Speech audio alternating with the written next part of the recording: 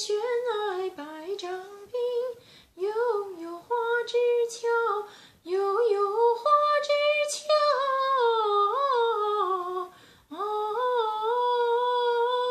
俏也不争春，只把春来报。待到山花烂漫时，它在丛中笑。待到山花烂漫时，它在丛中笑。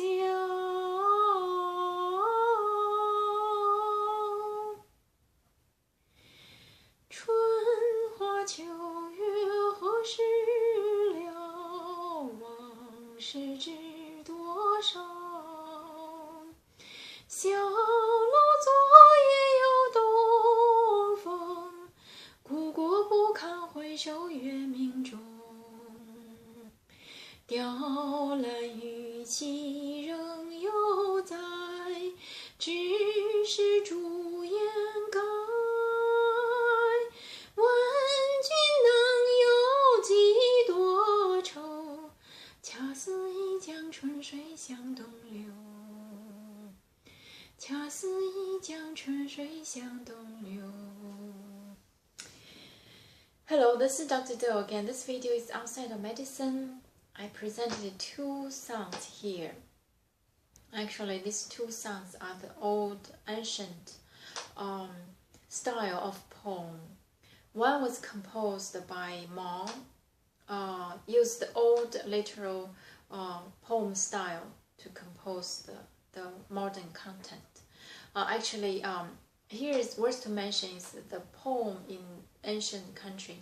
It's very well formatted. It starts from Tang and Song Dynasty. There are 8 famous poets or writers. So the format for these poems is very well.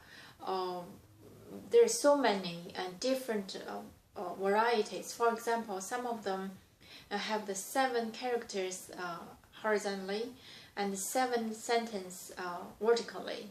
So, and some of them has the like 5 character, and then 6, and then 7, then 5, then 3. So it's a kind of laying out. You have to. It's like a fill out the blank. It's already there, formatted. For example, during the ancient time for the exam, or there are a lot of national exams to select the officials.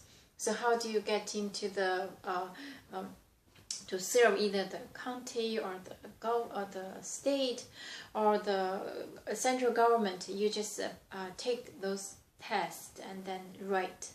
Everything's about writing, no math, just writing. Either write a poem as a poet to write a poem, or you write a analysis or whatever they give you the topic you have to write, and sometimes just fill in the different form of the poem, like a 7 by 7 or the 5 5 and the 7 5 6.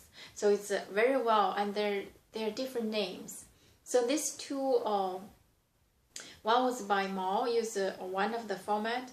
The other one was by the ancient. It's like the between Tang and the Song Dynasty. There's a 5 dynasty and 10 nations. This was one by one of the it's like the Later Tang Dynasty. And he was the emperor. He according to the history, he was supposed to be a writer, because during this Tang and Song, the late Tang time, the literal just booming to start to develop. There's so many people from the southeast along the Yangtze River, very famous on writing. So this Emperor Yi Li, he's supposed to be a poet to write a poem, and he ruled the country in the way of a scholar. So eventually the country taken by the other dynasty. So he just feel sad about this. This poem was in the format, and then wrote about the emotion. He saw the country, the old time, how prosperous. Now it's just really kind of deserted. So that's about the second poem. The first poem written by Mao, I think it's in 1930s. It's about nature, like the spring rain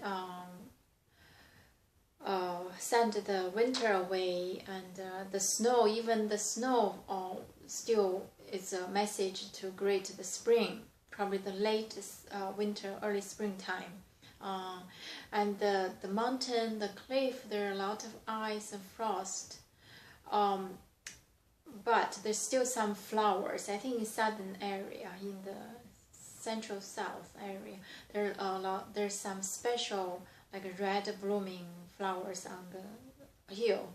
So he just wrote this piece,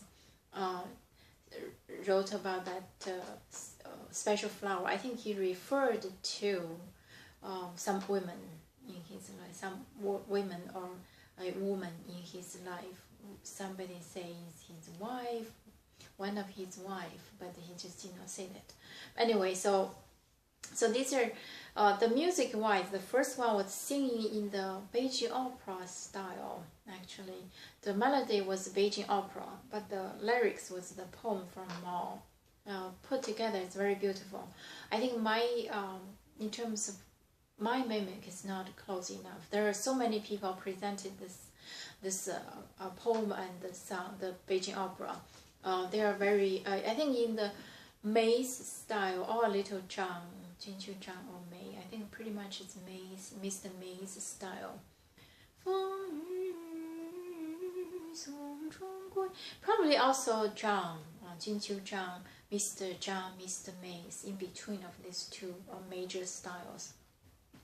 The second piece is just a regular song composed for this special poem written in ancient time. It's very, the lyric is very beautiful, very famous, especially the last two words, two sentences, like asking you how much agony you have, how worried you are, just like that water streaming to the east, endless, which means so the whole streaming of water just keep going. So that referring to his country is falling, the building,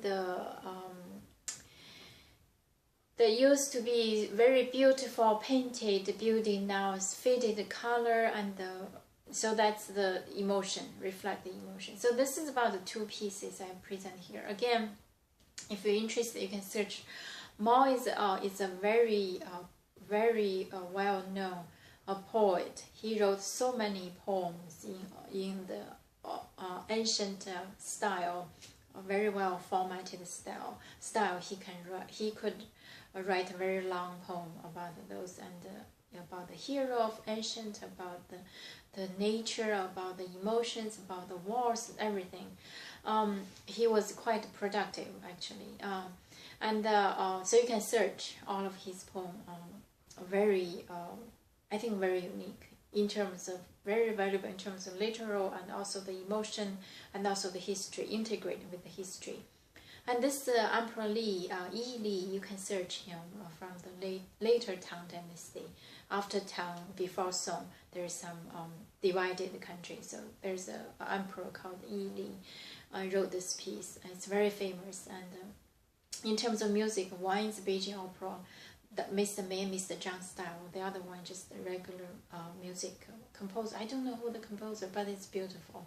A lot of singers have presented that also. So I'm going to stop here. I hope, again, either the music or the story or the poem or the poet, if you're interested, you can search, and hope can give you some information in your writing or in your composing. Thank you for watching. I will see you next time.